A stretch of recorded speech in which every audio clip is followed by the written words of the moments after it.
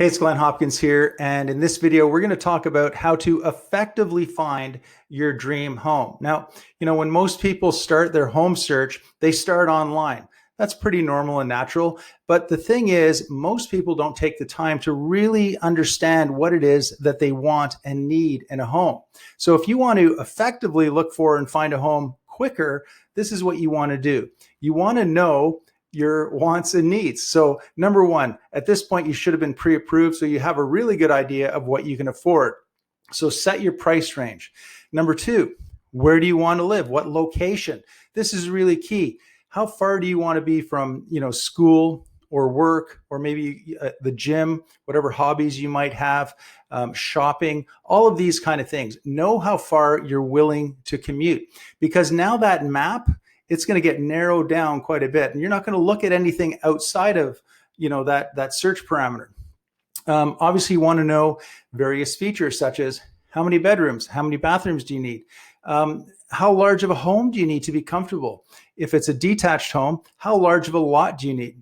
Perhaps you want to have a pool. So these are all the types of things that you must know before you start searching. There's no sense going and looking at 2-bedroom homes if you need a 3 or a 4-bedroom home. Am I right? Pretty basic stuff, but you'd be surprised how many people don't take the time to do this. When you prioritize your needs and your wants, it's going to make it a lot easier for you. So you're going to narrow it down, because it's all about narrowing it down. And then what you want to do is a drive-by. So you've narrowed it down to, say, 5, 10 houses maybe. On the weekend, in the evenings, you want to drive by those houses, check out the neighborhood, check out the neighbors of the house, get an idea and a feel for what it's like to live on that particular street, okay? Because, hey, if you don't like the outside, there's no point in going into the inside. Am I correct? So don't waste your time going to, scheduling bookings to go see homes on the inside when you haven't first taken a look at the outside. You'll save, again, a lot of time for yourself, for me, your realtor, and also it's very respectful to the home seller. Okay, it takes a lot of work for the home seller to get their home ready to show. And if you're not seriously interested in it, or it's not the right fit for you, there's no sense going to look at it at all. Okay, so it's all about the process of elimination. That's the secret to effectively and quickly finding the home of your dream. Eliminate all of the things that you don't want, determine exactly what you do want, and then we'll start your search. Now, when it comes to open houses and new builds, here's my suggestion to you. If you're interested in going to open houses, by all means, go to open houses. I don't need to be there with you. And the same thing with new builds. I don't need to be there with you. You're welcome to go in at any time you like on your own. But here's what I suggest. 2 things. Number one, give them my card. This is essential.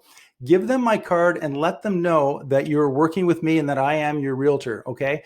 It's important they understand that you have representation. Otherwise, they may very well take advantage of you. Now, you've got to understand that people selling home, realtors and salespeople in new builds, their job is to represent the seller. Their job is to get the best deal for the seller. It's not about getting the best deal for you, okay? So they're going to do what they can to find information from you, to gather information from you.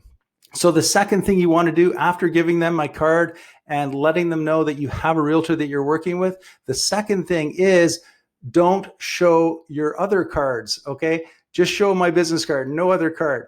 If you're showing your cards, you're giving away your negotiation power, okay? We don't want them to know anything about you. So don't start casual conversations. Don't be overly friendly. Say hello, walk through the home, say thank you, and off you go. From that point forward, if it's something that you are interested, then you want to give me a call and we can arrange to go through it again, and I can ask the appropriate questions and I can speak with the realtor selling that home or the salesperson at the desk selling the new build, okay? This is really important because I know the questions to ask, I know what to look for, and I know how to protect you,